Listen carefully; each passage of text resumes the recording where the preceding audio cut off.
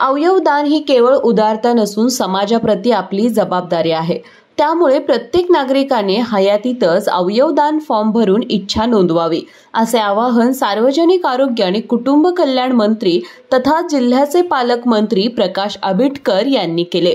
स्वातंत्र्य दिनी जिल्हाधिकारी कार्यालयातील नियोजन समितीच्या सभागृहात अवयवदाते आणि त्यांच्या कुटुंबियांचा सन्मान सोहळा पार पडला।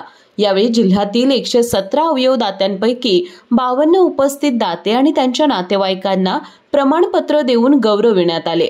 या महान दानामुळे अनेक गरजू रुग्णांना जीवनदान मिळालं आहे। अवयवदात्यांच्या कुटुंबियांनी दाखवलेल्या सामाजिक बांधिलकीचे कौतुक करावे तेवढे थोडे आहे। त्यांच्या या धाडसामुळे समाजात प्रेरणा निर्माण झाली आहे।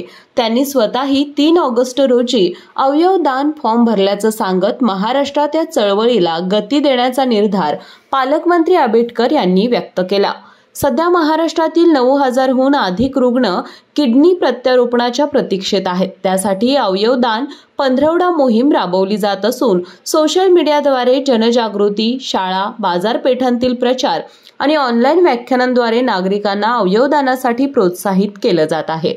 आरोग्य विभागाने नागरिकांना सहज नोंदणी करता यावी यासाठी QR कोड आणि Google लिंकचीही सोय उपलब्ध करून दिली आहे। यावेळी खासदार शाहू महाराज छत्रपती, जिल्हाधिकारी अमोल येडगे, महापालिका आयुक्त के मंजुलक्ष्मी, मुख्य कार्यकारी अधिकारी कार्तिकेयन S, जिल्हा पोलीस अधीक्षक योगेश कुमार गुप्ता, आरोग्य उपसंचालक डॉक्टर दिलीप माने, जिल्हा शल्य चिकित्सक डॉक्टर प्रशांत वाडीकर यांच्यासह मान्यवर उपस्थित होते।